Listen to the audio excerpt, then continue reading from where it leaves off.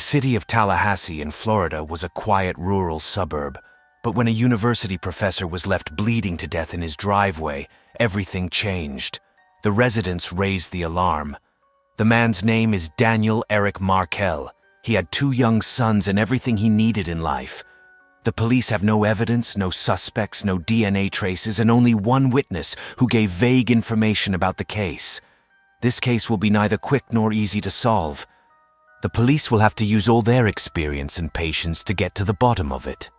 Daniel Eric Markel, born in 1972 in the Canadian city of Toronto, was a successful and very intelligent man. He studied at various universities, including the University of Jerusalem, Cambridge, and finally Harvard, where he graduated in law in 2001. In the following years, Daniel worked at a law firm, but in 2005, an opportunity arose that he couldn't pass up. The University of Florida was looking for someone with exactly his qualifications to teach at their law faculty, and he seized the chance. Daniel met the university's requirements perfectly. First, he enjoyed teaching, and second, he loved criminal law.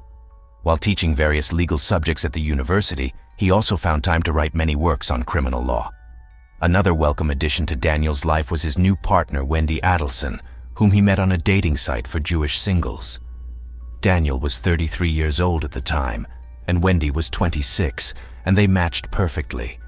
Wendy also had a passion for criminal law and had studied it. Later, she taught at Florida State University, just like Daniel. Their relationship began so quickly that they couldn't wait to get married. In a short time, they got to know each other intensively, got engaged, and finally married on February 26, 2006. Daniel and Wendy lived their perfect life. They both had their dream jobs, a good income, and in 2009, they had their first son, followed by their second son in 2010. Life seemed perfect for them, and it continued that way until 2012 when their relationship failed and the couple separated. Before the divorce, the spouses kept all the details a secret, so no one can say with certainty why their marriage fell apart so dramatically. In 2013, they were divorced, and the image they presented to the public in no way reflected the life in their home and family. One day, Daniel was on a business trip, and when he returned and entered the house, he was shocked to find that the house was almost completely emptied. Wendy had left Daniel a few things, including a mattress. Wendy didn't take long to empty the house. She needed only a day and a night while Daniel was away. Although it was generally known that moving out of a house could be stressful and required careful planning, Wendy had obviously been thinking about it for some time. How far she went to ransack the house was proof of how much their marriage had fallen apart. Besides, she left one more thing for Daniel. On top of the mattress was a stack of divorce papers.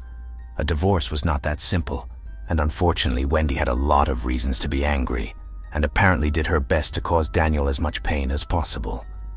Throughout the entire process, Wendy changed the children's surnames to her own, and even changed the first name of one of the sons, which had been given in memory of one of Daniel's deceased relatives. Wendy took the separation hard and did her best to erase all traces of Daniel's presence in her life and the lives of their children. It was one thing when a man and a woman realized they no longer wanted to be together, but in the case of the children, they would probably still have to communicate. Trying to take the children away from their father or any other parent seems vengeful and heartless. Let's move a little further into 2014. Daniel and Wendy lived their own lives.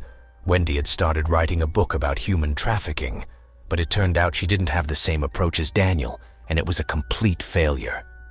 The book was described as criminally poor, so people didn't need to rush to their local bookstores to buy such a masterpiece.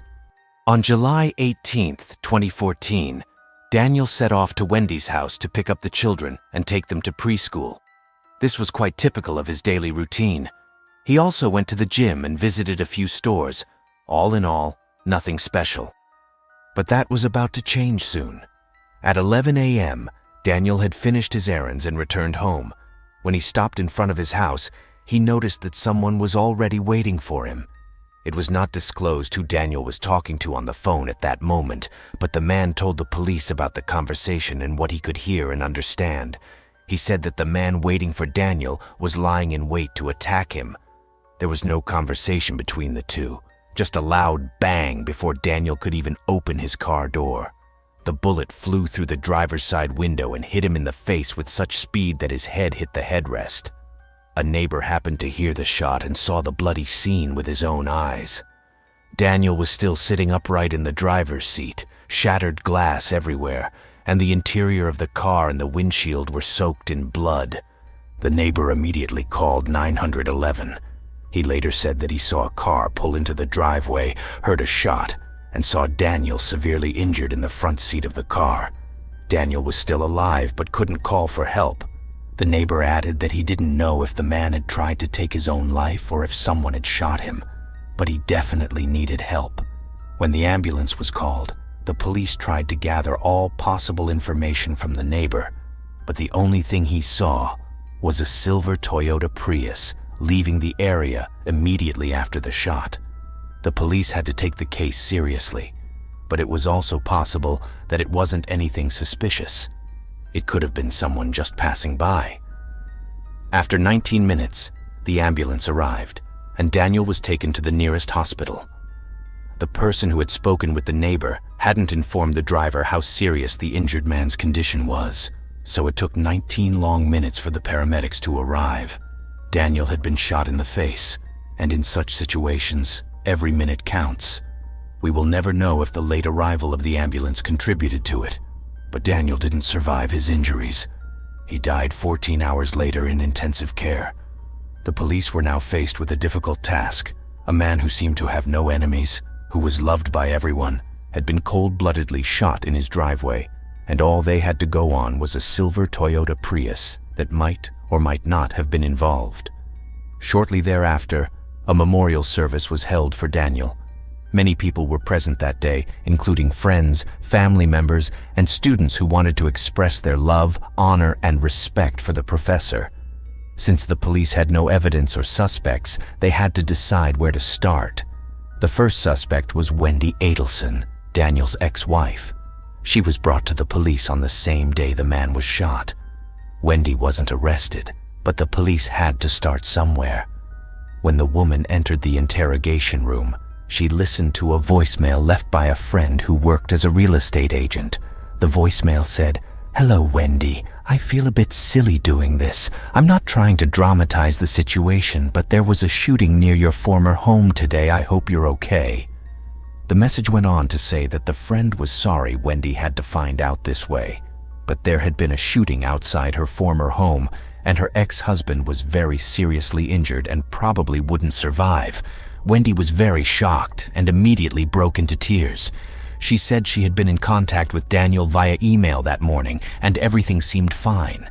Then she asked the investigators what had happened to her ex-husband, and the police officer told her he couldn't provide any information until he established her whereabouts at the time of the shooting to rule her out as a suspect.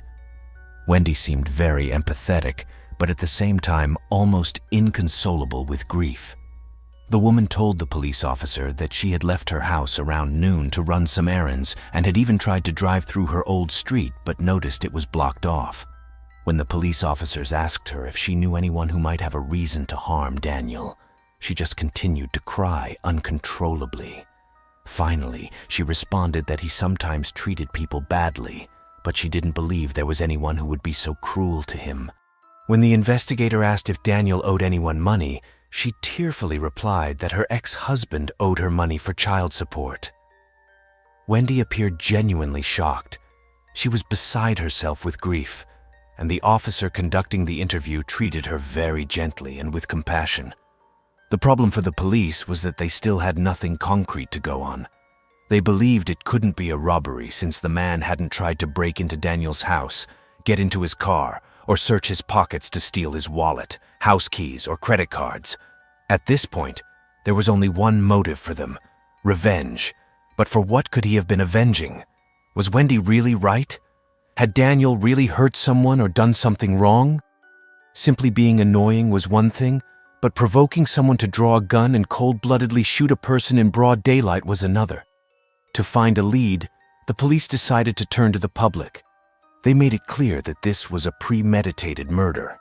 A reward was immediately offered for information leading to the arrest and conviction of the perpetrator, starting at $10,000, but increasing until it reached $25,000. An anonymous donor also offered an additional $100,000 on top of the police reward. The investigators soon expanded the pool of potential suspects, interviewing students, friends, and family members. But despite their efforts, it all led to nothing. Everyone around them kept saying the same thing. Daniel was a really good guy, a good teacher, a good father. It turned out that no one had the slightest idea why someone would want to kill him. In every murder investigation, the first 24 hours are crucial for gathering evidence. However, 12 months passed, and they still had nothing new.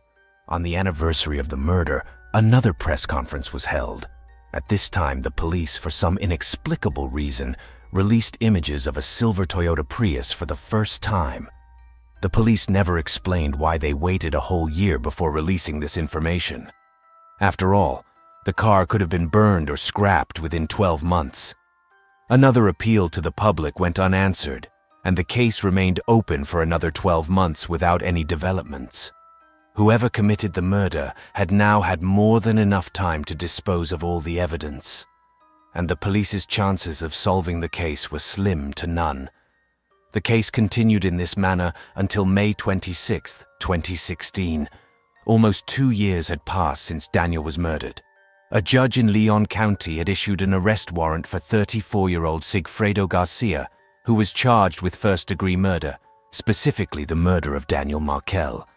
The Tallahassee police refused to release details at the time of the arrest, presumably to avoid jeopardizing the case. But a few days later, a judge in Leon County ordered the release of information.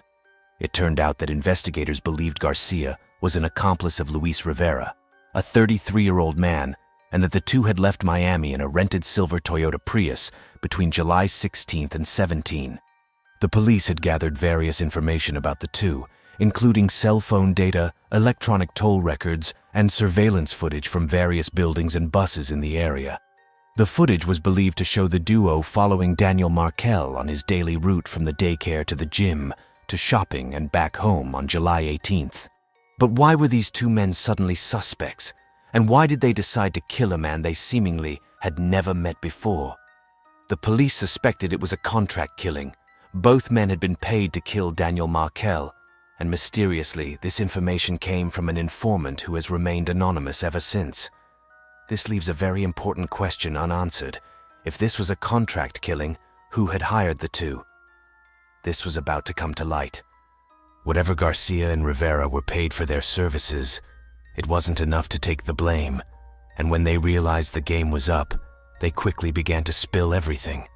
When questioned by the police, they told the investigators that they had been hired by none other than Charlie and Donna Adelson.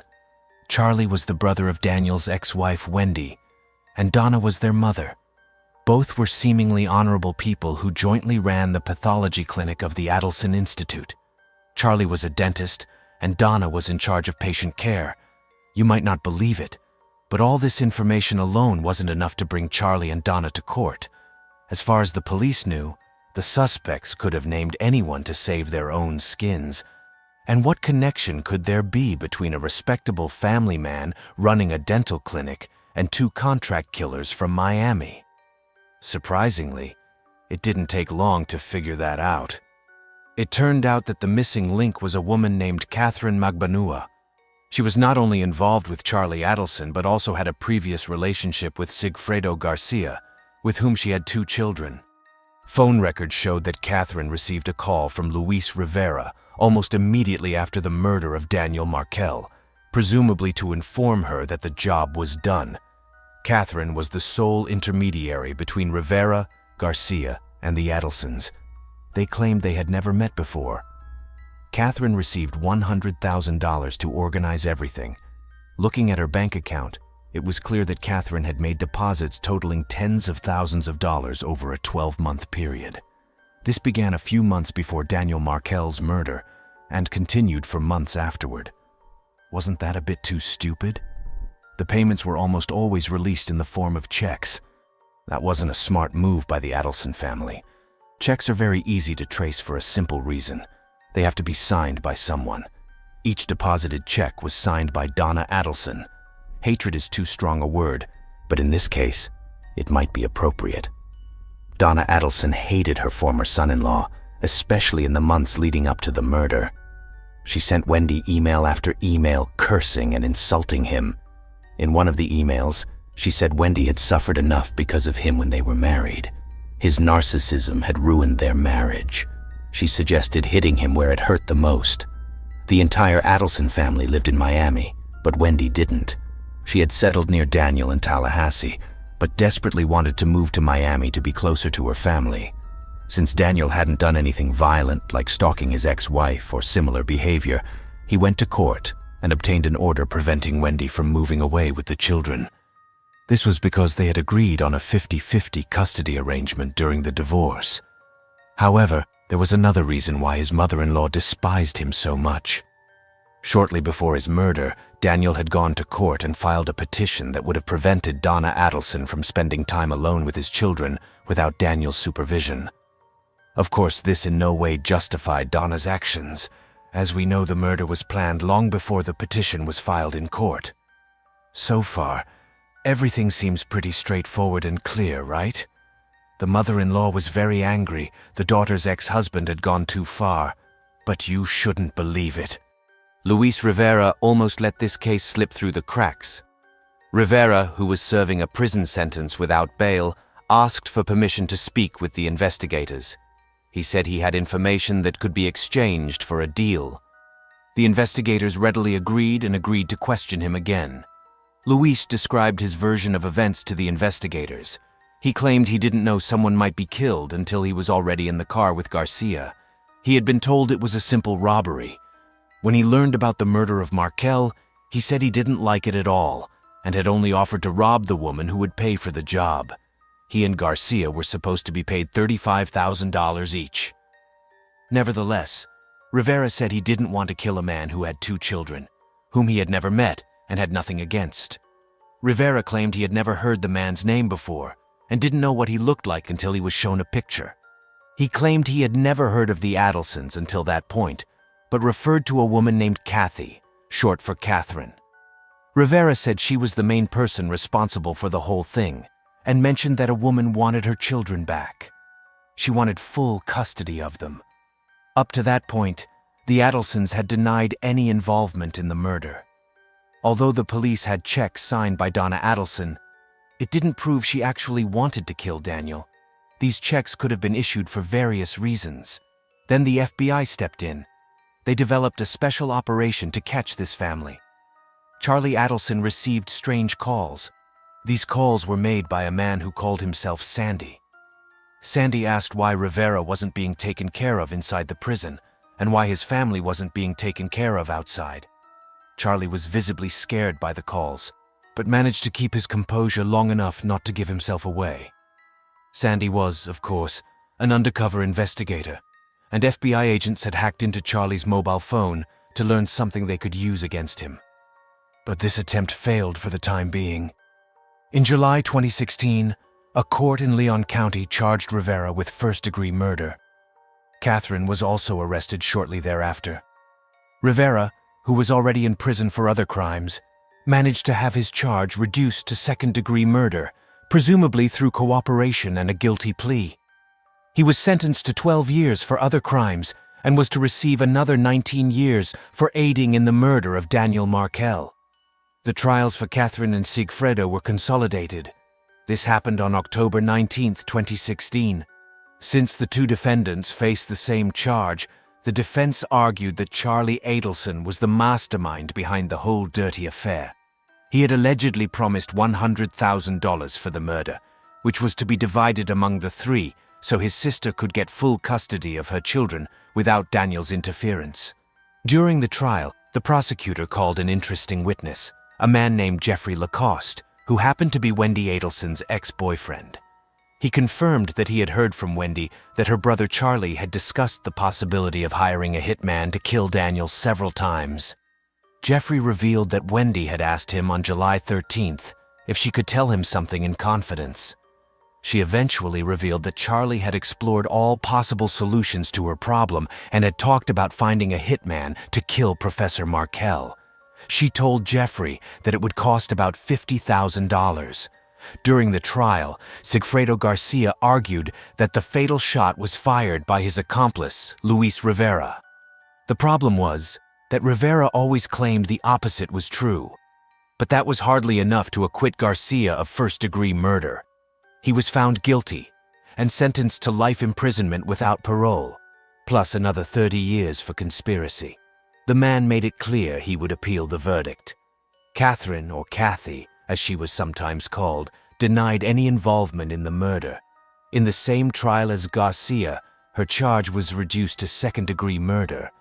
The jurors couldn't reach a decision, and the judge declared a mistrial, meaning Catherine would have to stand trial again.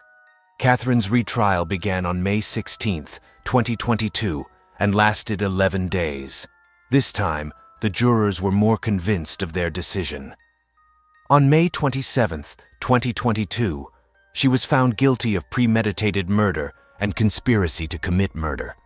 She was sentenced to life in prison without the possibility of parole, plus another 30 years for conspiracy and another 30 years for incitement. Since it was believed that the three main perpetrators were behind bars, this case should be closed, but not quite. Just when everything seemed to be resolved, a new arrest was made. On April 21, 2022, the police arrived at the address of Charlie Adelson. The man was arrested and charged with first-degree murder, conspiracy to commit murder, and incitement to commit murder. As a result of this discovery, the police obtained audio recordings of a conversation between Catherine and Charlie in which both spoke about the conspiracy to commit a crime. Charlie is set to stand trial later this year, and as this case draws to a close, one can't help but feel that there are still many unanswered questions. Indeed, the case is not yet closed, and the big question is, how much did Wendy really know? Judging by the witnesses' testimonies, it was clear why Daniel Eric Markel had to be killed to secure Wendy full custody of her children. It's not hard to speculate that Wendy was much more involved in this case than she has admitted. However, it's important to emphasize that there is no evidence to support this, and Wendy has not been charged with any crime. Donna Adelson is the same woman who signed all those different checks for thousands of dollars. It has been irrefutably proven that she despised her former son-in-law and wanted to make his life as difficult as possible. It's unknown to what extent she was involved, whether she merely signed the checks or was involved in the planning. Just like her daughter, there is no conclusive evidence against her, and no charges have been filed. Charlie Adelson is the only family member who will appear in court, at least for now. Perhaps if Charlie faces a life sentence, he might reveal a few more details. As the case progressed, more and more people became entangled in this criminal web. Despite his mother-in-law's accusations, Daniel Markel did not deserve to die. All his friends and colleagues praised the extensive legacy he left behind and the extensive works he wrote on various areas of law. Above all, his two sons, whom he loved dearly, lost their father. Daniel lived for his children, which explains why he often went to court. He had to ensure they were never taken away from him.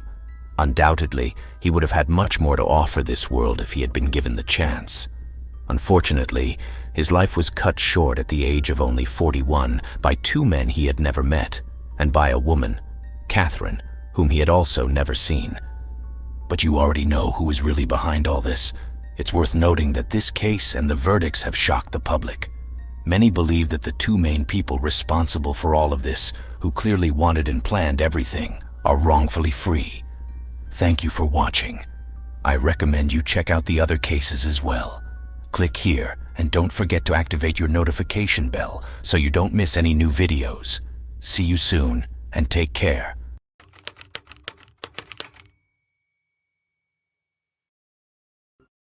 August 1974 was a very busy time for the Gunnison County Police. For several days, a large-scale search had been underway for a missing woman in the mountains of Colorado.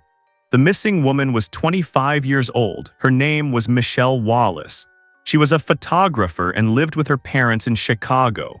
In the fall, she was to begin work at a well-known magazine. Until then, she had mainly focused on portrait photography and in search of beautiful images, had often traveled across the country.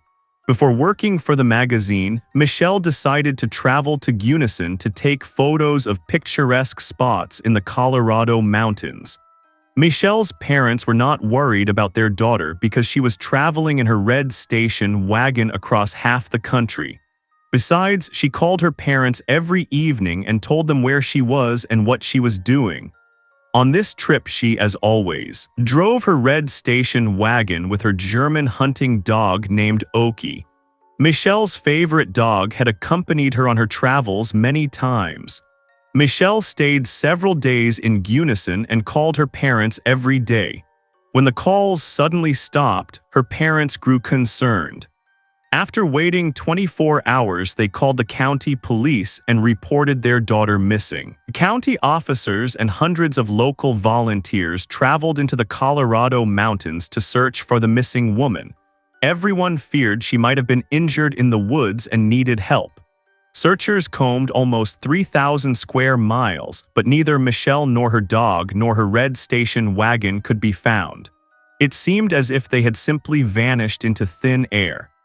After almost a week of fruitless searching, the police received a call from a rancher. The man reported that a dog had run out of the forest and attacked his livestock. To calm it, he fired several shots. One of the bullets struck the dog. Officers went to the ranch, and as they approached the dog, they saw that it wore a collar with a name tag reading Oki. In this way, the missing Michelle Wallace's dog was found. Another week later, on September 6, the police received a call from a ranch hand named Chuck Matthews. He was sitting in a bar and saw Michelle's picture on television. The man called the police and said he recognized her. Chuck recounted events from a week earlier. He had met a man named Roy in the bar. During their conversation, Roy lamented to his new acquaintance that a bear was troubling his herd and that he had no vehicle to go into the forest. Kind-hearted Chuck offered his help. The next day, they set out to look for the bear, but Chuck's car broke down along the way. And at that moment, Michelle and her dog, Oki, drove past. She had just finished her 4-day hike and was on her way home. Michelle stopped beside the men and offered them a ride. In town, Chuck asked for a lift to his bar and assumed Roy would ride with him. But when Chuck got out of the car, Roy unexpectedly asked Michelle for a ride to his own vehicle. Chuck went into the bar and then realized that Roy had lied about not having a car. Since then, Chuck had not seen either Michelle or his new companion. With this information, the police identified their first suspect, a mysterious man named Roy, and placed him on the wanted list. On September 12, the police arrested a man named Roy Melanson in the nearby town of Pueblo. He was suspected of dealing in illegal substances. During a search of Melanson's car, a backpack was found containing a wallet and Michelle Wallace's driver's license, as well as the keys to her red station wagon. Among other items was a pawn shop receipt showing that Melanson had pawned a Canon camera belonging to Michelle. Investigators seized the camera and developed the film inside. The first images on the film showed several photos of Oki, the dog that Michelle had been traveling with. When the last negative was developed, Roy Melanson's face appeared. He was not alone in the picture. An unidentified woman stood beside him. Roy Melanson was arrested and taken to the Gunnison County Police Department. During questioning, he claimed he had nothing to do with Michelle Wallace's disappearance and had no idea where she might be. He said Michelle had given him a ride to a coffee shop and that he had invited her to have coffee with him. While Michelle was waiting for her order, Roy sneaked out and stole her car with all her belongings. At that time, Michelle's dog was tethered outside waiting for his owner. Melanson insisted that the last time he had seen Michelle, she was still alive. He then drove the stolen car to Texas and decided to abandon it in a wooded area after driving around for a while. Shortly thereafter, the police found the missing station wagon at exactly the location Melanson had indicated. A search of the car showed no signs of a struggle. and the interior was so clean that no fingerprints could be found. Investigators decided to examine Melanson's background and uncovered many interesting facts. Roy Melanson had been born in 1937 in the state of Louisiana and had an extensive criminal record. His criminal career began in his youth with minor thefts and escalated to more serious crimes. He received his first prison sentence of 19 years for robbery in 1962. He then served a second sentence for violence, and to make matters worse, it was revealed that he was wanted in Texas for the assault of a foreign woman. After reviewing all the evidence and Melanson's background, investigators believed that Melanson might have taken Michelle's life and then fled with her car. Besides their suspicions, however, they had no proof against Melanson, and Michelle's body had not yet been found. Melanson was charged with stealing the missing woman's car and personal belongings. The search for the missing woman continued to yield no results, and the case gradually went cold. Against this backdrop, Michelle's mother, Margaret Wallace, fell into depression. Her condition worsened with each passing day. She could not come to terms with the fact that the police had not been able to find her daughter or hold the perpetrator accountable. The grief over the loss of her only and beloved child became simply unbearable. One cool autumn morning, George Wallace, Michelle's father, woke and found that his wife Margaret showed no sign of life. Margaret Wallace had died in her sleep. She had left a farewell note on her nightstand that read, "If our daughter is ever found, please bury her next to me." Margaret Wallace could not live in peace knowing that something terrible might have happened to her daughter. Winter arrived, and with the first snow in the mountains, it became impossible to continue the search, and hope of finding Michelle melted away day by day. Roy Melanson was extradited from Colorado to Texas, where he was tried and sentenced to life imprisonment. Gradually, the Michelle Wallace case was transferred to the archives along with other unsolved cases. Years later, in 1979, a hiker on a trail in the Colorado mountains discovered a lock of braided brown hair. The hiker took the find to the local police. Experts determined it was human hair, but since DNA testing did not yet exist, they could not identify whose hair it was, and the evidence was filed away. Over the years, the story of Michelle Wallace was not only considered a mystery, but became another unsolved case in the Gunnison Police Archives. In 1991, more than 15 years after Michelle Wallace's disappearance, a young researcher named Kathy Young decided to reopen the case. Kathy went to the archives of the Gunnison Sheriff's Department to find all the records related to the Wallace case. Among other pieces of evidence, she noticed an unmarked box containing braided hair. The hair had never been identified, but the young investigator immediately associated it with the missing Michelle Wallace. In the case file, she saw that one of the photos taken a few days before the disappearance showed the missing Michelle's hair in exactly those same braids. Among the evidence, she found Michelle's hairbrush and removed her hair. By that time, the science had already advanced, and Kathy sent the hair to a laboratory in Colorado.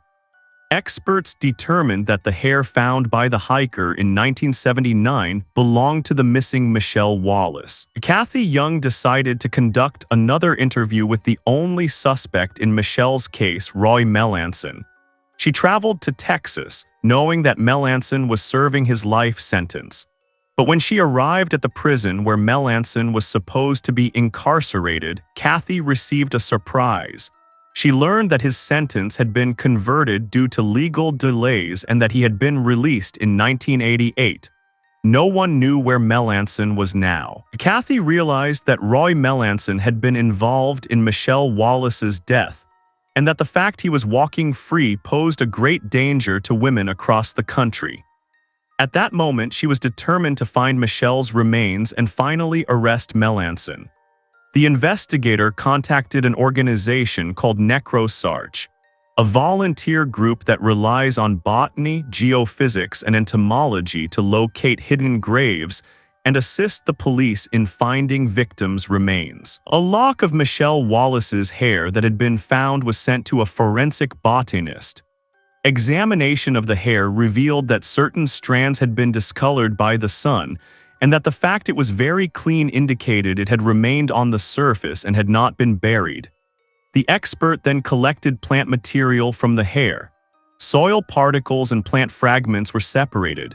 In the plant parts, pieces of pine bark, needles from subalpine fir, and Engelmann spruce were found. Judging by the condition of the hair, it had remained on the moist north-facing slope the entire time, and thanks to the discovered pine and spruce needles, it was possible to pinpoint the approximate area where the search would take place. On August 7, 1992, investigators, Kathy Ann, and scientists from Microsewage traveled to the Colorado mountains. They divided the area marked by the experts into grids and began searching for Michelle Wallace's remains. The scientists literally crawled on their knees and examined every square meter of the sectioned area by hand. The first day of the search was fruitless. Toward the end of the second day, however, a shiny object in the grass suddenly caught their attention. As they approached, they saw that it was sunlight reflecting off a gold tooth inside a human skull. Kathy Ann knew that the missing Michelle had worn a gold crown, meaning the found skull very likely belonged to her. A thigh bone and ribs were found near the skull.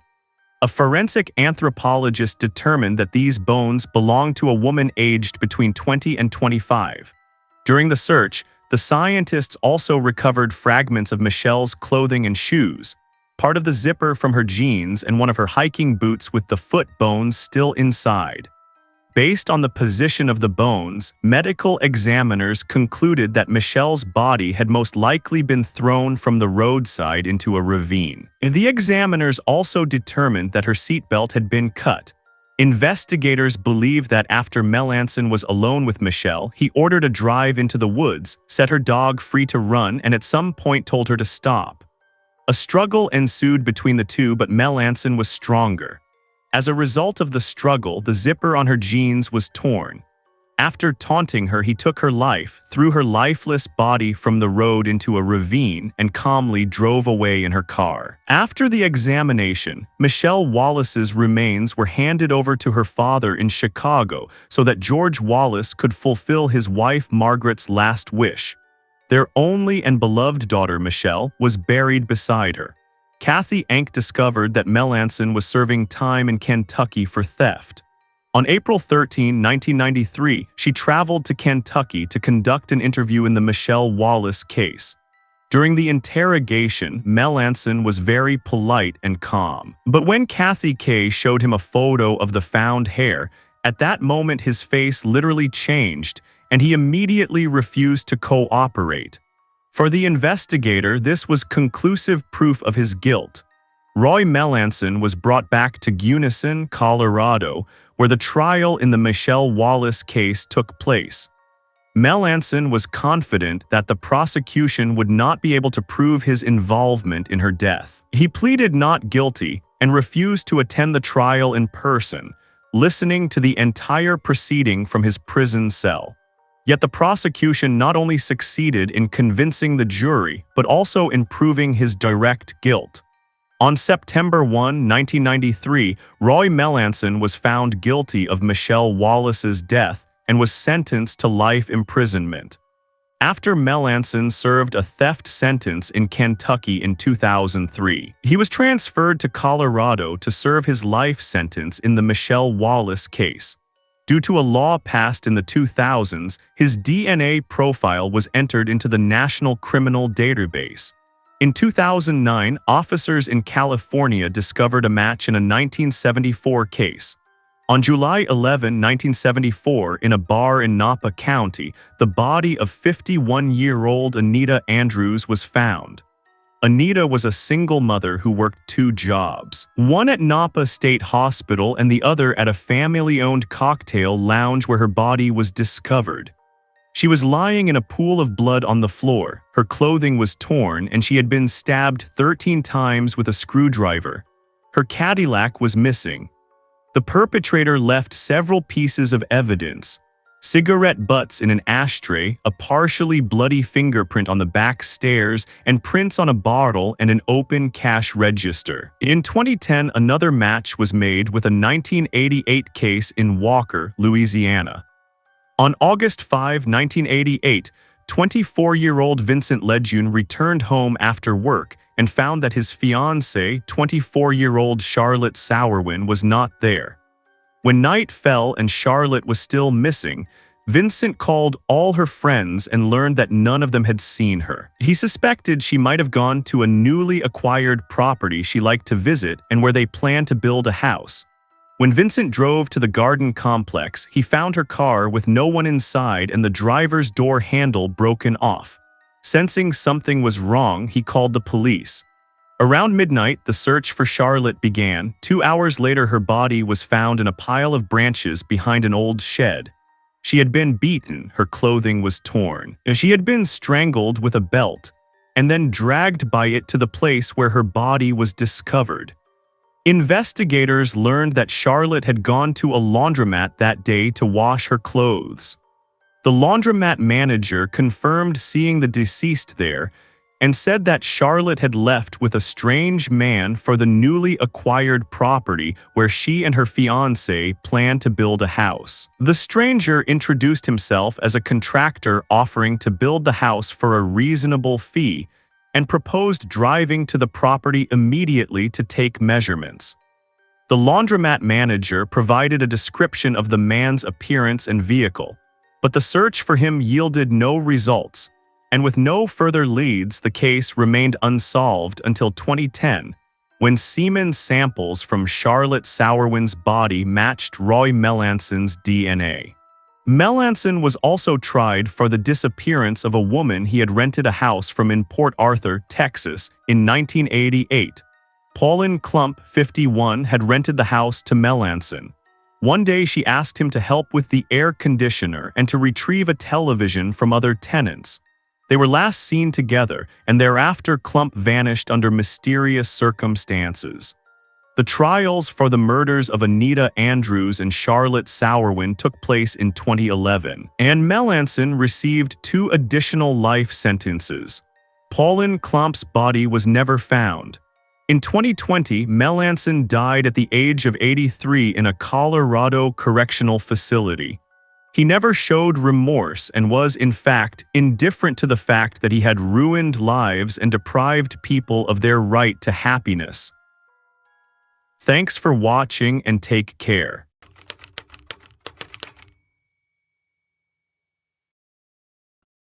The 21-year-old Anita Wooldridge had just completed her college degree.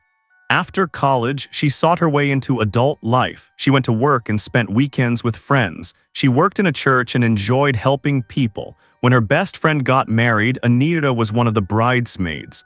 The friends actively prepared for the celebration. They chose outfits and sent out invitations. Anita was happy then. Her life seemed beautiful. On June 25, 1998, it was very hot and sunny. It was an ordinary day in Anita Wooldridge's life. She had planned to have lunch with her boyfriend at her grandparents' before her afternoon shift at the shipping company. At that time, she did not yet suspect that she would soon be confronted with an evil that would change her life forever. At around 12:30 p.m., Anita's mother came home. She was very surprised to see her daughter's boyfriend standing in front of the house. The boyfriend said he had intended to pick up Anita at 11:45 a.m. for lunch, but she had not been at home. He then assumed she had gone shopping and would return shortly, so he decided to wait for her. The woman's gaze fell on the garage door. It was open and her daughter's car was not inside. As she approached the front door, she noticed it was unlocked. When she went inside, she saw several bloodstains on the floor. The mother realized that her daughter had not left without informing her family. Fearing for her daughter's life, she called the police. Officers arrived at the Wooldridge family home and were immediately alarmed by the traces they found.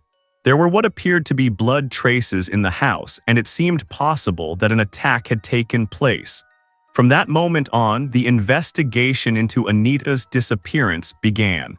Her blue limousine was reported missing. Medico-legal examiners took blood samples for analysis and also lifted fingerprints from all objects in the house.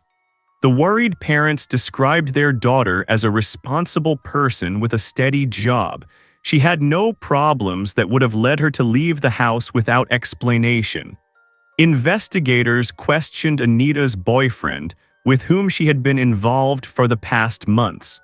According to him, he drove to Anita's house around 11:45 a.m. and waited there until her mother returned. Before going to her house, he had been with friends. After speaking with investigators, the boyfriend had a 90-minute window in which his alibi could not be confirmed. He agreed to come in for further questioning if needed. Crime scene technicians examined the missing woman's bedroom. Her work clothes were still there. Anita's mother reported that shortly before the police arrived, she had spoken with her daughter's supervisor, who said Anita had not shown up for work. During the investigation, the officers called Anita's workplace again to ask if she had appeared for her shift, but the answer was the same: Anita did not come in. The employer said he was very surprised by this behavior, which did not fit Anita at all. She was a very reliable and responsible employee who always showed up for her shift, even if she wasn't feeling well. While the experts examined her belongings, the mother noticed that the red bathrobe she had bought her the day before was missing. On a shelf in the bathroom lay her glasses and contact lenses. Due to her poor vision, Anita would not have been able to drive without them. But the car was gone too. The bed had been stripped and the sheets were not creased. Investigators suspected they might find physiological traces on the bedding. So forensic technicians examined the linens under an ultraviolet lamp, but the bedding was clean. In the garage, the investigators found a bundle of adhesive tape with strands of hair attached that closely resembled Anita's. The police suspected the tape had been wrapped around her head to gag her. If so, this would suggest that Anita was still alive when she was abducted. Officers with tracking dogs searched all surrounding areas, but to no avail. After searching the house, investigators set out to find possible witnesses. A neighbor living across from the Wooldridges recalled seeing someone in front of their house that morning around 10:30 a.m., a man with a blue backpack walking toward the front door, though he could not make out the man's face. At that point, police could only speculate what had happened. The worst fear was that she might have been abducted. From Anita Wooldridge's memory, on the morning of June 25, I was on my way to my grandparents for lunch. At about 10 o'clock, someone rang the doorbell. I wanted to open it, but I stepped on something on the floor, hobbled forward, and reached the door. I recognized the visitor. He asked for a glass of water. I knew he often rode his bicycle and that it was very hot that day. Our conversation was interrupted by a phone call. I invited him inside and went to answer the call. After the call, I pulled the knob out. Blood dripped from it. I turned, grabbed some tissues, and wanted to wipe the blood when suddenly I felt an electric shock.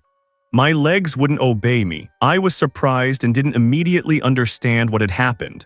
After a few minutes, I realized I was under attack. I tried to fight back, but he was much bigger and armed. I was still dazed and could not believe this was happening to me. With gritted teeth, he told me to calm down and showed me a loaded pistol. He said he had come to rob me. I told him where the money was kept in our house and where my car keys were. I wanted him to leave, but he said no. He would drop me off somewhere outside the city so I couldn't call the police. Before withdrawing money from my cards, he dressed in women's clothing so that if anyone saw us, they would think I was being abducted by a woman. Then he closed the garage door and locked me in the trunk of my car. In that moment, fear gripped my entire body. It was about 40 degrees outside, and suddenly I realized this was really happening. I didn't know what he intended or how I would get out or attract attention. From fear, I didn't notice that we had only driven for a few minutes, which meant we hadn't left the city. Then I heard the rustling of gravel in the driveway, the closing of the garage door, and then nothing, only silence. I thought he had left me to die, but while I was still thinking that, he opened the trunk. I asked him to free my hands. They hurt badly from the cable ties and they were swollen and red. In that moment, I thought I would lose my arms. As I begged him to release my hands, he suddenly asked, "Do you know why I took you?" I answered, "To rob me." He replied sharply, "No. I have another purpose. I have needs." I always thought it was better to die than to commit violence, but I had no choice. He was armed. At that moment, I tried to imagine a place where I was happy and to think of something other than what he was doing. What began as a robbery quickly became my worst nightmare. He led me upstairs and said he would lock me in this closet. I knew it was God's will, but if I'd had the choice, I wouldn't have wanted to die like that. The next day, investigators spoke with a man who claimed to have phoned Anita on the morning she disappeared, a friend of Anita's father. Telephone records confirmed the call. The man said he had called around 10:30 a.m. and asked to speak with her father. Anita answered and said her father wasn't home. Before she could leave a message, someone knocked on the door. She returned to the phone, left the message, but did not say who had come. After this call, it became clear to investigators that Anita had probably been abducted. Officers suspected the kidnapper might contact the family to demand ransom. That same day, technicians installed listening devices on the missing woman's apartment phone to prepare for such a call. Simultaneously, investigators began to look for anyone who might have had a motive to harm Anita.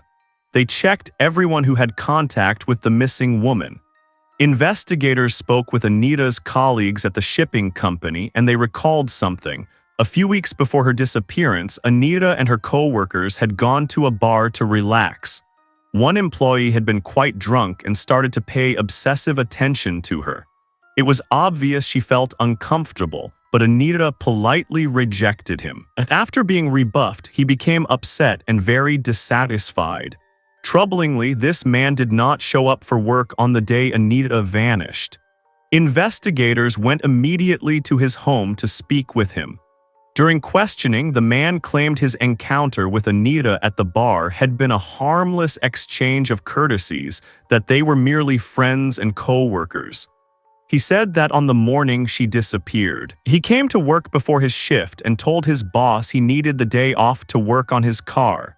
The supervisor confirmed his alibi.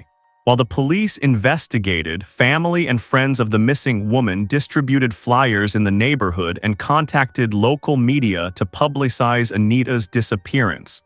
Volunteer civil defense groups and residents began searching for her, but the search remained fruitless. From Anita Wooldridge's memory, June 26, 1998, 4 a.m., I prayed and hummed softly to calm myself. He left briefly, then pulled me into his pickup and drove out of town on country roads. When I'm nervous, I often need the bathroom. I told him so. He became angry, afraid I might be noticed. He stood beside me as I urinated at the roadside. He said he would kill me if I tried to run or call for help. All the time, I prayed, "Lord, please let there be a police station or an overturned tree and an officer nearby." All these thoughts raced through my mind, but nothing happened. 48 hours after Anita's disappearance, investigators finally received a promising new lead from the mother of one of her friends. The woman reported that Anita had problems with another shipping company employee. She said the man had harassed her at work. Anita was afraid and did not dare file a complaint. She feared ending up in a dumpster. With these disturbing details, investigators hoped to find Anita before it was too late, because with every passing hour, the chance of finding her alive diminished. When investigators returned to the shipping company, the supervisor informed them that the man had resigned 3 weeks before her disappearance and moved to another state.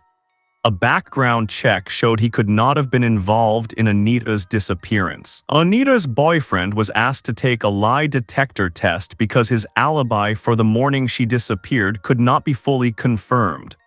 The test consisted of 2 questions: whether he had anything to do with Anita's disappearance and whether he knew where she could be found. He answered both with no. He did not pass the test, but the police had no evidence against him and he was released. After 2 days of searching, investigators were still no closer to finding the missing woman, and the likelihood that she was still alive decreased day by day. In hopes of uncovering new leads, investigators spoke with Anita's former co-workers at the sports center where she had worked 2 years earlier. A colleague remembered a man at the gym who behaved rudely toward women. The man's name was Victor Thomas Steele. Steele was rude to Anita, but she remained polite and tried hard to engage him in conversation. His behavior did not change, and eventually he was banned from the gym. Anita's former co-worker said Victor Steele lived in the same town. Investigators checked Steele's background and discovered that he had been convicted of kidnapping in 1984. They did not know whether Steele had had contact with Anita in those 2 years, but at that point he was the most promising suspect. To strengthen their theory, an investigator consulted a former FBI profiler who advised him. The profiler identified 4 persons of interest and stressed that time and resources were limited, and of course time was the most important of all. The profiler reviewed the crime scene reports and each suspect's background. The personality of 41-year-old Victor Thomas Steele stood out. The circumstances of Steele's 1984 conviction were very relevant to Anita's disappearance. In December 1984, Steele had stalked a woman at Indiana University where he was a student. One evening, he went to her house and waited for her boyfriend to leave. Knowing she was alone, he knocked on the door. When she opened it, he forced his way in and then pulled a knife from a blue backpack. He forced her to go with him and ordered her to pretend they were lovers. Eventually, he decided to let her go on the condition that she would not call the police, but as soon as she was free, she ran to the nearest phone and called the police. He spent years behind bars and was distraught over his conviction. Like Anita, this young woman had rejected his advances. Steele had stayed in touch with her and lived nearby. As in the first case, he had his blue backpack with him containing tape, ropes, and everything else he intended to use. It was important to him to feel like her boyfriend. He hoped to make this woman love him, and apparently 15 years later, he could still try what he had failed at the first time. If he had kidnapped Anita, he would not make the same mistake twice. The profiler emphasized how important it was that Steele not learn about the investigation. If he suspected the police were after him, he would probably not keep Anita alive.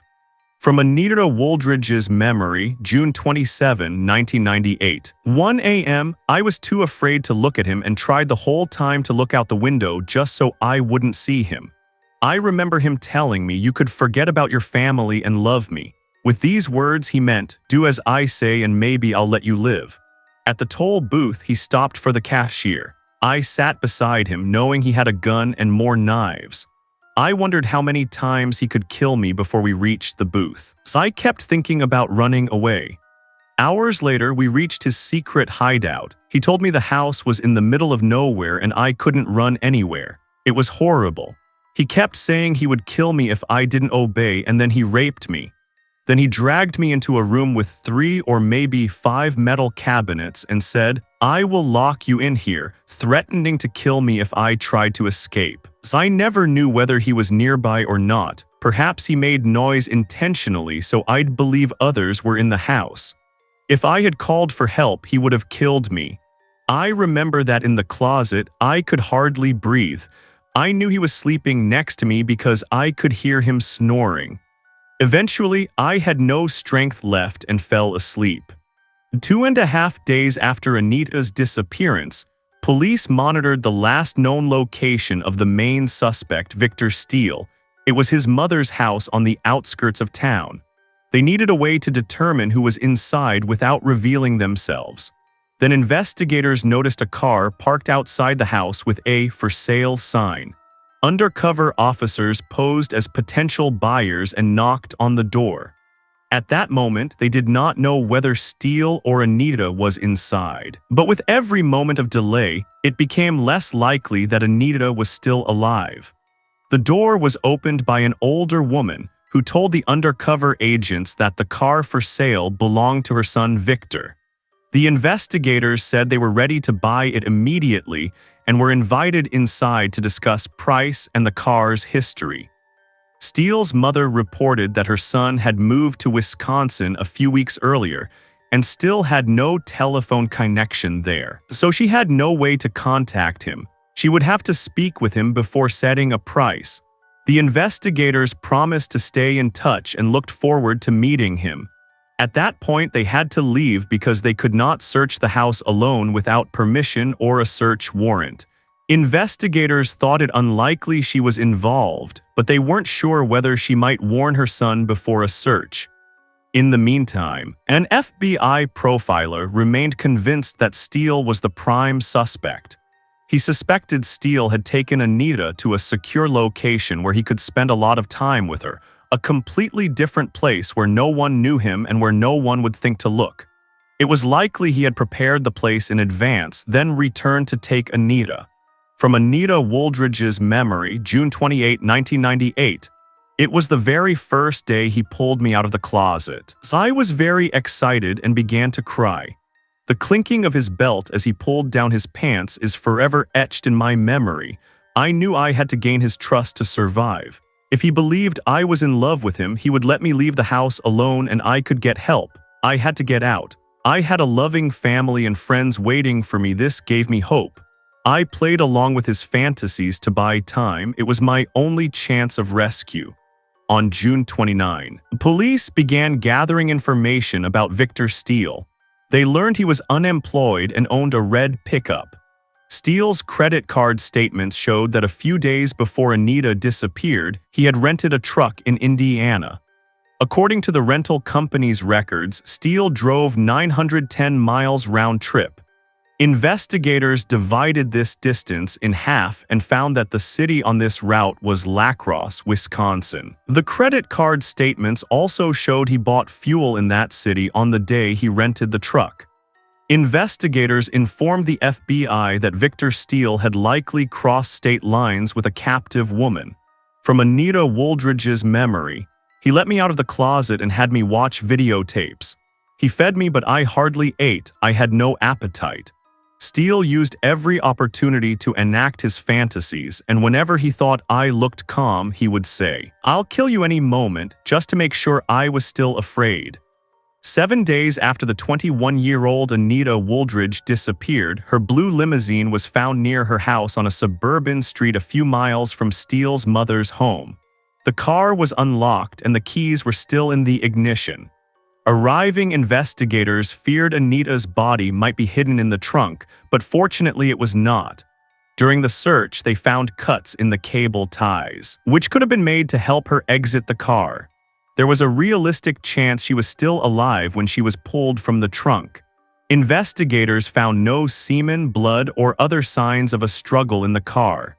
At the end of June, investigators decided to travel from Indiana to La Crosse, Wisconsin to look for Steele. In that city, Steele had purchased fuel. With no address or even a general location, their search was fruitless. A week had passed since Anita's disappearance. Searchers still clung to the hope she was alive. Meanwhile, investigators decided to revisit Steele's last known location, his mother's house. Again, they posed as interested buyers of the used car. This time, they hoped to learn Steele's whereabouts from his mother, and they were finally successful. She said she had no phone number for her son but did have an address. The officers immediately passed this information to the FBI office in La Crosse. From Anita Wooldridge's memory, as routine, "He let me out of the wardrobe, I went downstairs to the bathroom, came back up, and then he raped me. Oh, and we also played board games as if we were a normal couple. I had to obey to survive.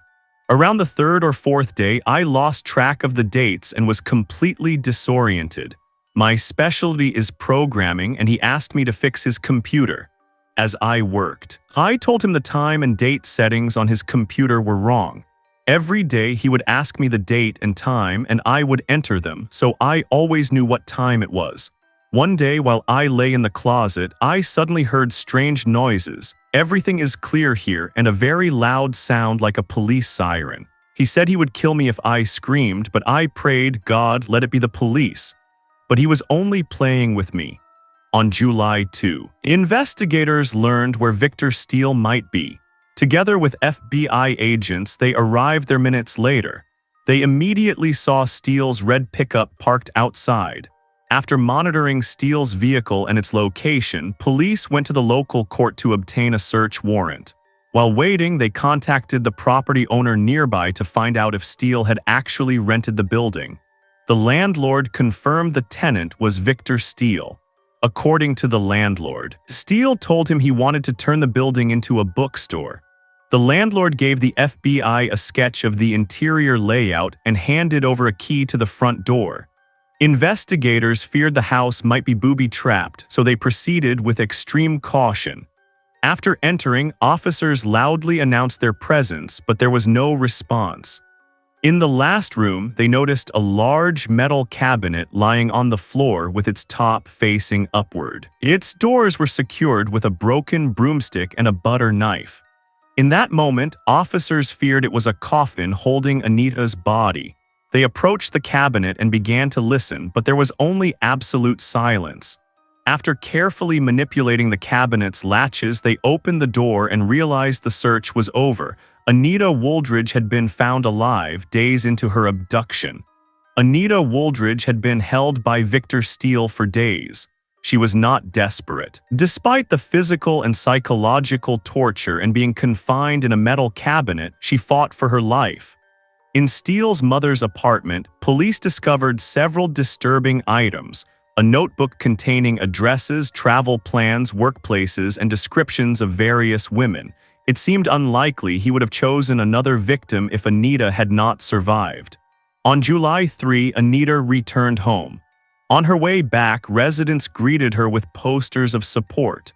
The next day, July 4, her best friend's wedding took place, and despite all odds, she decided to attend. Victor Steele had taken 8 days of her life and would take no more. Steele refused a lawyer and insisted on defending himself at trial. The trial took place in January 1999, and he was sentenced to life imprisonment without parole. Anita's steadfastness and refusal to give up during those 8 terrible days so shocked the FBI that the case was incorporated into the training program for future agents. Today, Anita Wooldridge works as a paramedic and helps people who have also survived abductions. Anita says it gives her relief to talk about it. She hopes none of it was in vain, and that if her story helps even one person, it will have been worth it. She finds it harder now to trust people and believes she may never marry, but she tries not to think about it and wants to believe there is someone out there who can understand and accept that she needs a little more time than everyone else. Anita overcame this ordeal thanks to her strong personality and her faith. She hopes to become an FBI agent so she can help others as she was helped. Thank you for watching and take care.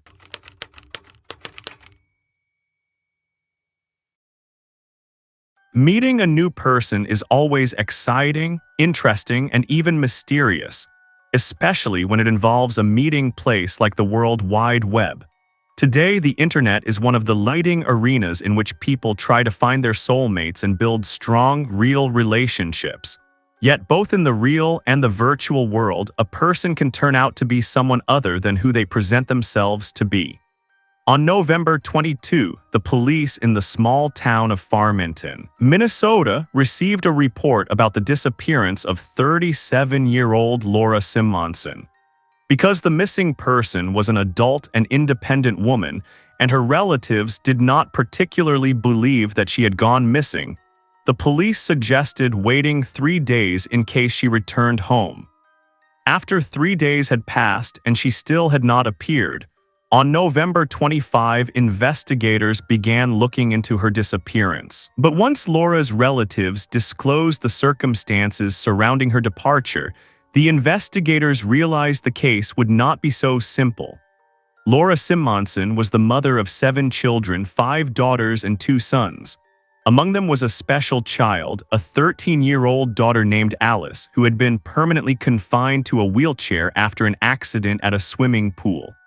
Nevertheless, Laura never let herself be discouraged and did everything possible for her daughter. As a sign of her love for Alice, she even had Alice's name and birth date tattooed on her own body. A few years earlier, Laura had divorced her husband.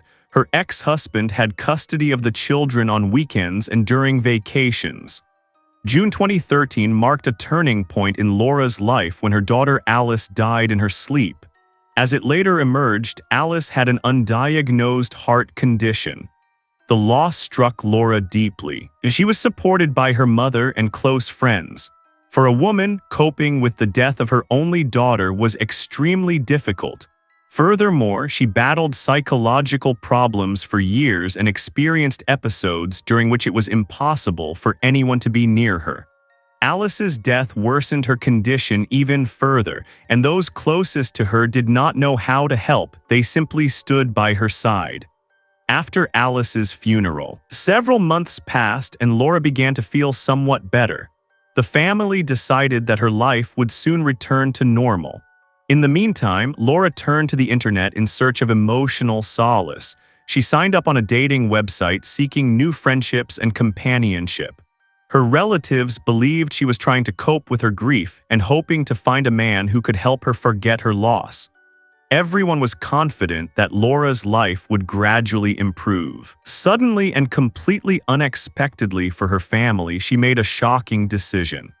On November 2, 2013, Laura Simonson left her home and left only a note for her relatives.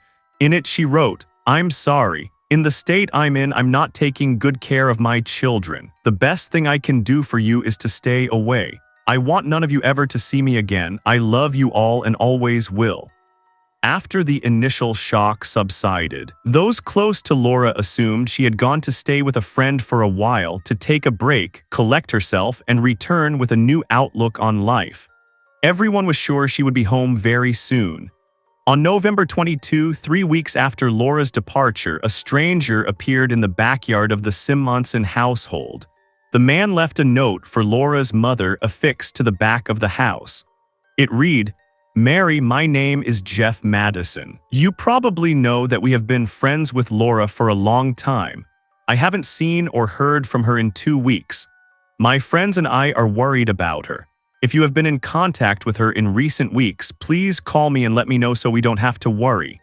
After receiving this message, Laura's mother and sister began to take the disappearance seriously.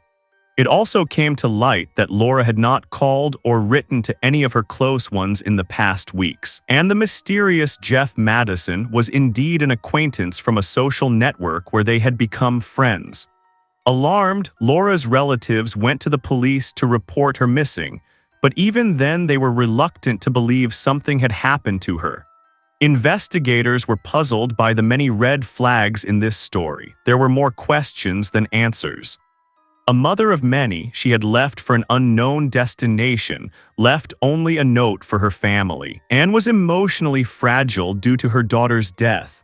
First, the lead detective asked the relatives whether it was possible that she had simply taken her own life, but they immediately rejected that idea. After speaking with the family, the detective searched the house for clues about where Laura might have gone. The search turned up nothing. It emerged that Laura had left her car at home. Inside were money, credit cards, and a mobile phone. This was strange, since these are items people in today's world never go without. Investigators wondered where Laura had gone, with whom, and what it all meant. By then, 23 days had passed since Laura Simonson was last seen, and at the request of neighbors, the Farmington Police Department began a search operation, gathering as much information as possible from everyone who knew Laura, friends, social media correspondents, anyone. The data came in only in dribs and drabs. Laura's ex-husband was of particular interest. In such cases, a mother would normally take her children, but in this situation, the children remained with him. Perhaps there had been tensions between the former spouses. After talking to him, investigators concluded he had nothing to do with Laura's disappearance. Aside from Laura's ex-husband, another man caught the police's attention.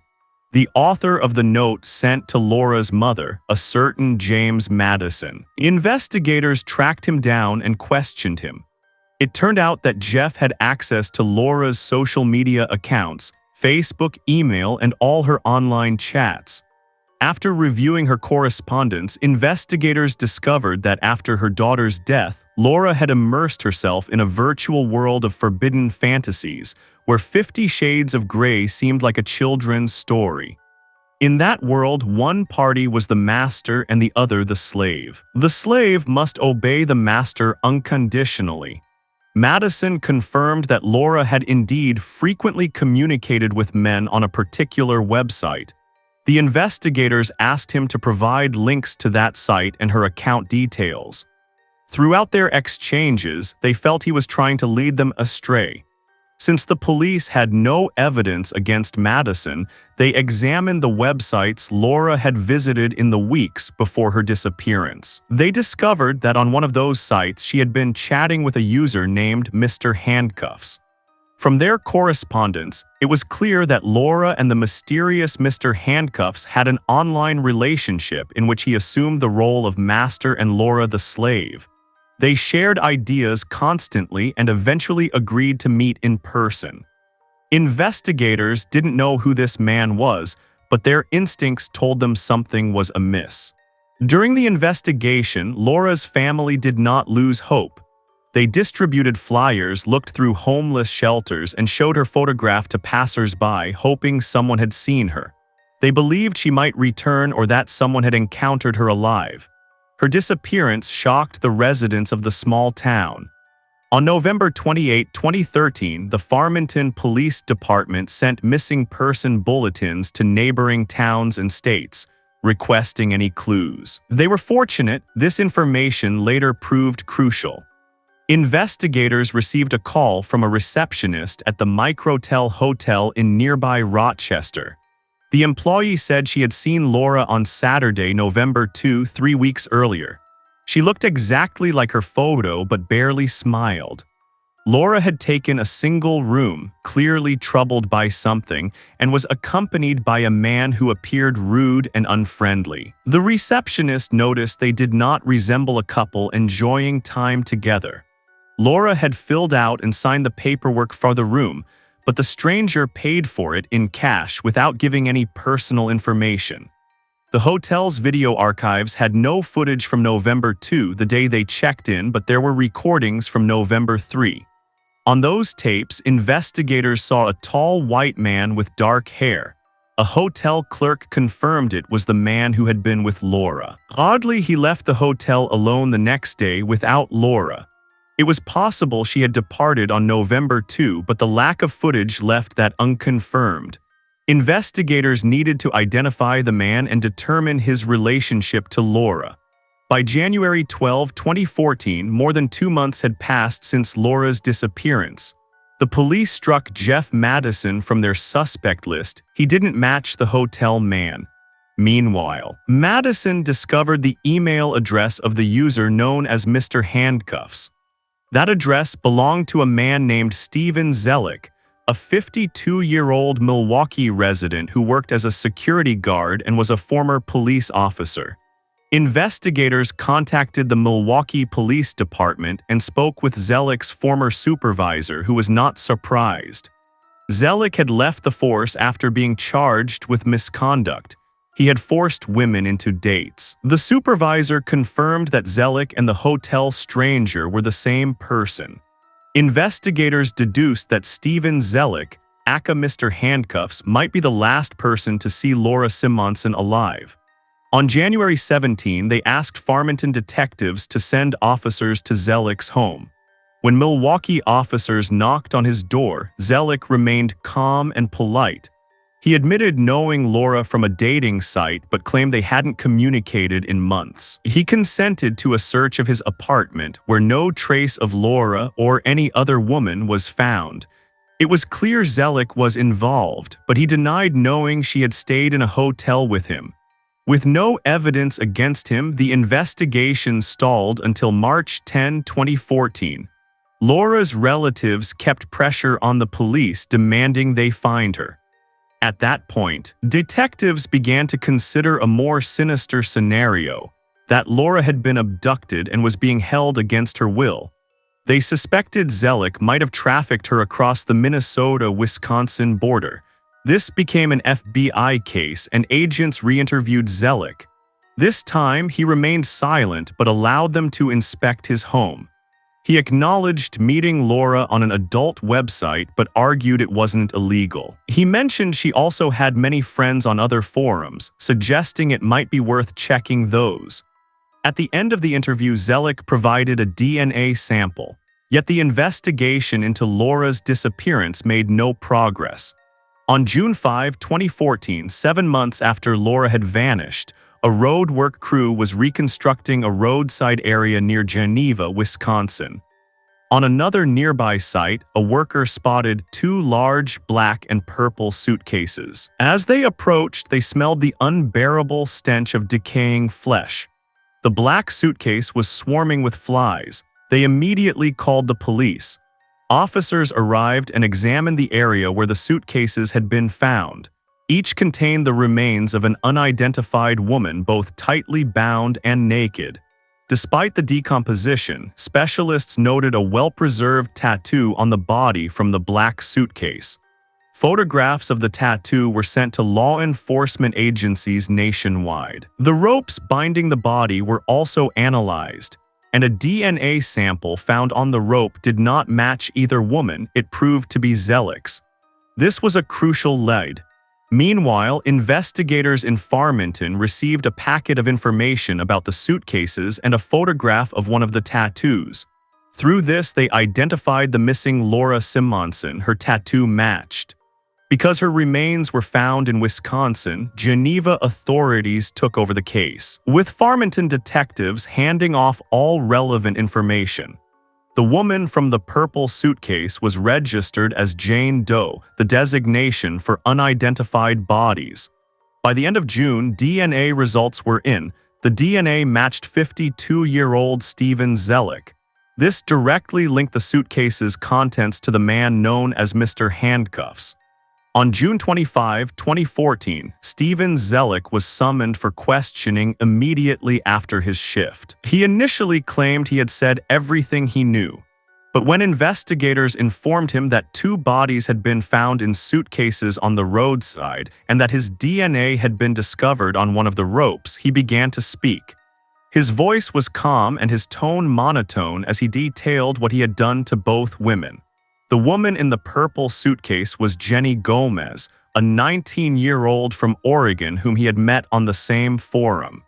Jenny had led a difficult life, living in foster care, and had become a teenage mother. Her parental rights had been revoked, and she only had regular contact with her grandmother. She had told her grandmother she planned to travel across the country with a friend. Zellick realized no one would look for her, so he invited her to Milwaukee. In 2012, he picked her up at the airport and took her to a hotel in Waukesha County, Wisconsin, where they spent several days together. He later claimed they had been practicing breath play and that she had failed to stop in time, causing her death. In a panic, he stuffed Jenny's body into a suitcase, drove her out of the hotel, stored her remains in his home refrigerator, and left them there for months. When police first interviewed Zellick about Laura Simonson in November 2013, Jenny's body was still in his fridge, mere meters from the officers. When investigators cross-checked missing person reports, they discovered Jenny Gomez was listed among the missing. They obtained her dental records to compare with those of the body in the purple suitcase. By June 28, 2014, the matches confirmed the remains belonged to 19-year-old Jenny Gomez. Jenny's relatives later said she loved traveling, seeking to discover herself and her place in life. They assumed she would reach out when she was ready. During questioning, Zellick also described how he met Laura in the same way he had met Jenny. After arranging to meet, he had ordered Laura to leave her family and instructed her to leave her driver's license, credit cards, and phone at home. On November 2, he drove to Laura's house and took her to the Rochester Hotel. That same day, during another breath play session, he tightened a rope around her neck until she stopped breathing. He placed her body in a suitcase and left the room. A hotel surveillance shows him carrying the suitcase with Laura's body on November 3. He kept her in his car trunk until June 5, 2014, when people complained about the odor. He then discarded both suitcases as though they were trash. Throughout the investigations, Steven Zellick insisted both deaths had been accidents, that he never meant to kill anyone and it was just a game gone wrong. But the rope bearing his DNA told a different story. It had been wrapped 6 or 7 times around each victim's neck, and experts proved he had ample time to stop. On March 30, 2016, Steven Zellick pleaded guilty in the case of 19-year-old Jenny Gomez and was sentenced to 35 years in prison. In February 2017, he was convicted of the murder of 37-year-old Laura Simonson and received a sentence of 25 years to life. In October 2017, Zellick received an additional 10 years for hiding the bodies at the site where Laura's and Jenny's remains were found. Relatives placed a memorial plaque inscribed with, "You are gone but not forgotten," in memory of Laura Simonson and Jenny Gomez. Thank you for watching and take care.